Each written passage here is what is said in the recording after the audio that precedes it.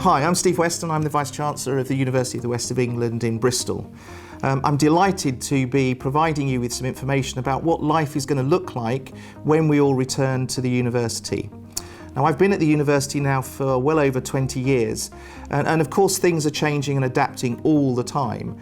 And the COVID-19 virus that we're now working with and living with has required us to think differently and to adapt. And that's one of the things, of course, that universities are good at doing.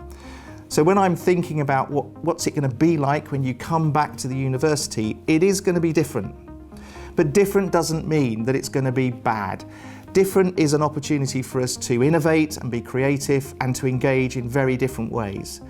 And I'm confident that we and you together can create a really fantastic experience for the whole university community, working together, learning together, and ensuring that we support each other through whatever else happens over the next few years with COVID-19. My focus and the focus of the entire university is to give you the opportunities that you deserve, to give you the support that you need in order to succeed, and to ensure that as we do that, we're supporting not just your academic studies, but your whole development as a human being. I'm really looking forward to welcoming you.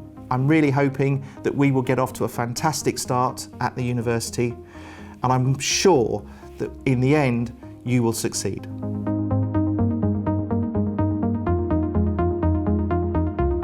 Well, as a university that is really focused on practice-led learning, we've been working hard to think through how do we do that with social distancing.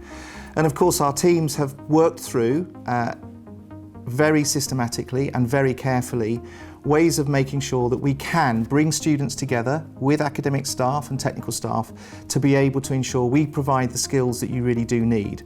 There's lots of things that we can do through blended learning and online, but actually in the end we need to bring people together. And taking all of the advice from Public Health England, we are very certain that we can do this.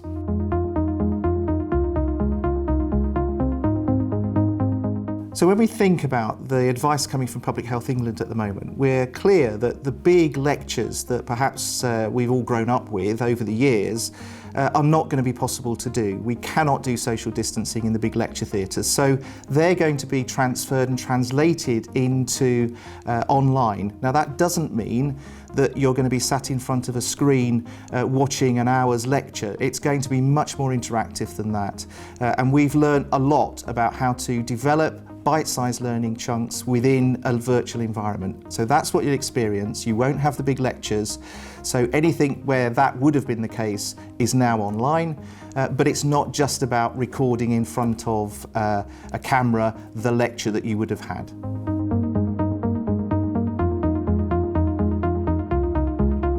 Well, digital delivery is a good thing. It means that you can access it when you want to access it, because obviously you can record and then replay.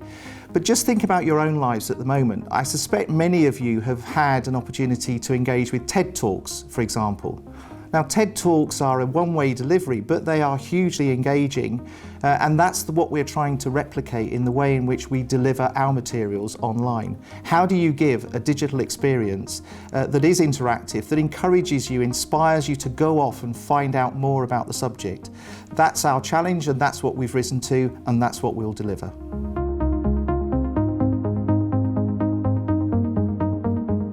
Now, we're very clear that students who are returning to the university or coming to the university for the first time may have been out of formal education for a while. So the idea of a transition space, a transition period where we can ensure that you settle back into learning, and in particular a new way of learning, is going to require you and us to make sure that you have adapted to a new way of working.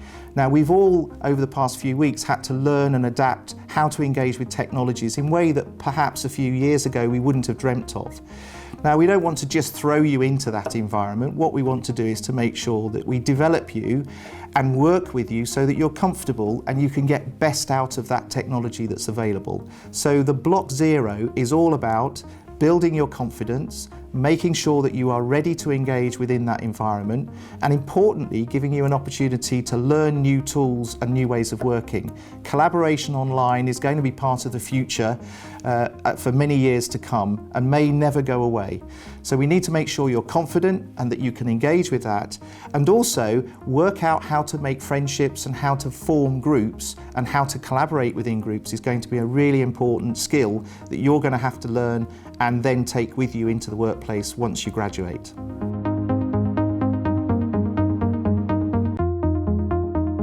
Many students are looking at whether or not they should defer. Now, I think we need to work through the facts. First of all, COVID-19 virus is going to be with us, and it's going to be with us for some time. And we're all having to learn how to adapt and live alongside COVID-19. And whilst there may be medical advances, they are some way off. So the decision process is about what would you want to do in the year if you defer. Now, we know the employment market is going to be really difficult. We also know that travel is going to be difficult, the two things that often students who defer want to engage with. So the decision, of course, is yours. But my advice would be, why put your life on hold? Why not engage?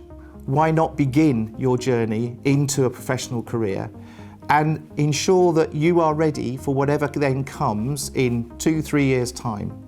I don't think delaying for the vast majority of students would be the right thing to do. However, there may be a number of students who, because of their own personal situations, and that could mean that they've been shielding for medical reasons, or they have families that they need to support.